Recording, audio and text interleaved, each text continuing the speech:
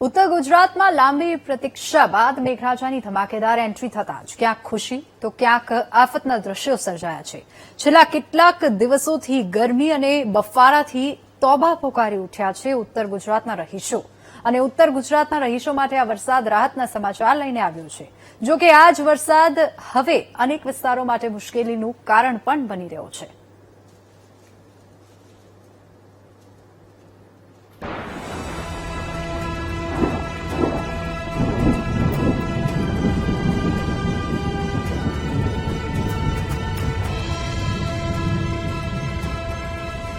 સાબરકાંઠાના ઈડરમાં મેઘરાજાએ રૌદ્ર સ્વરૂપ ધારણ કરતા ચોતરફ જળબંબાકારની સ્થિતિ સર્જાઈ.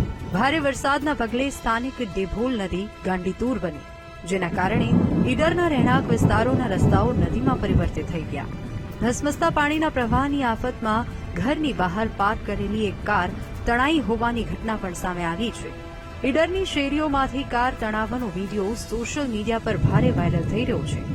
રસ્તાઓ પર નદીની જેમ વહેતા પૂરના પાણીને કારણે સ્થાનિક લોકોમાં ભારે ભય અને ચિંતાનો માહોલ જોવા મળી રહ્યો છે. અરવલ્લીના મોડાસામાં મેઘરાજાએ ધમાકેદાર બેટિંગ કરી. માત્ર એક જ કલાકમાં 2 ઇંચ કરતા વધુ વરસાદ ખાબક્યો. આકાશી આફતને કારણે મોડાસા 4 રસ્તા અને મેઘરજ રોડ સહિતના મુખ્ય માર્ગો તેમજ નીચાણવાળા રહેણાંક વિસ્તારોમાં પાણી ભરાઈ ગયા. રસ્તાઓ પર પાણી ભરાઈ જતા વાહન ચાલકો અને સ્થાનિક રહીશો ભારે હાલાકીનો સામનો કરી રહ્યા છે. અચાનક આવેલા ભારે વરસાદે સમગ્ર પંથકને જળબંબોળ કરી મૂક્યો છે. મહેસાણાના કડી પંથકમાં સર્જાયેલી આકાશી આફત પછી હવે જગતના તાત પર મોટું સંકટ આવી પડ્યું છે. ભારે વરસાદના કારણે કડી વિસ્તારમાં કપાસ, ડાંગર, ટામેટા અને તુવેર જેવા ઊભા પાકને મોટા પાયે નુકસાન પહોંચ્યું છે, જેને પગલે ખેડૂતો આર્થિક પાયમાલીના આરે આવીને ઉભા છે. ધરતીપુત્રોની કપરી પરિસ્થિતિને ધ્યાનમાં રાખીને રાજ્યના પૂર્વ નાયબ મુખ્યમંત્રી નીતિન પટેલે મુખ્યમંત્રી ભૂપેન્દ્ર પટેલને એક પત્ર લખીને રજૂઆત કરી. પૂર્વ ડેપ્યુટી સીએમએ પત્ર દ્વારા માંગ કરી છે કે ભારે વરસાદથી થયેલી પાક નુકસાનીનો તંત્ર દ્વારા તાત્કાલિક ધોરણે સર્વે કરાવવામાં આવે અને પીડિત ખેડૂતોને યોગ્ય આર્થિક વળતર તથા સહાય પૂરી પાડવામાં આવે. વધુ વરસાદ થવાના કારણે આ પાણીનો પૂરતો નિકાલ નહોતો થઈ શકતો અને નવા જે બીજા કેટલાય બાંધકામો થયા છે, અનેક ફેક્ટરીઓ બની છે, અનેક વિસ્તારમાં પ્લોટિંગ થયા છે. આ બધાના બાંધકામના કારણે એમની જે કમ્પાઉન્ડ વોલો બની, જે પાણી જવાના કુદરતી વેર હતા એ રોકાઈ ગયા.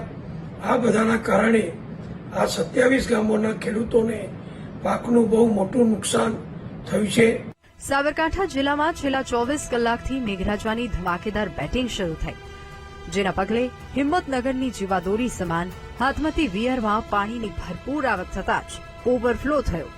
આ વિયર ઓવરફ્લો થતાં જ આસપાસના વિસ્તારોમાં નયનરમ્ય દ્રશ્યો સર્જાયા અને નદીમાં નવા નીરના વધામણા થયા. ખેડૂતો માટે પણ આ વરસાદ આશીર્વાદરૂપ છે, કારણ કે હાથમતી વિયરથી જ મોટા ભાગના વિસ્તારોમાં સિંચાઈ માટે પાણી પૂરું પાડવામાં આવે છે. સાબરકાંઠાના તલોદ અને પ્રાંતિજ પંથકમાં મેઘરાજાની મહેરબાનીથી કુદરતે અનોખો નજારો સર્જ્યો છે. ઉપરવાસમાં થયેલા ભારે વરસાદને પગલે તલોદ પાસે આવેલી ખારી નદીમાં મોટા પાયે નવા નીરની આવક થઈ.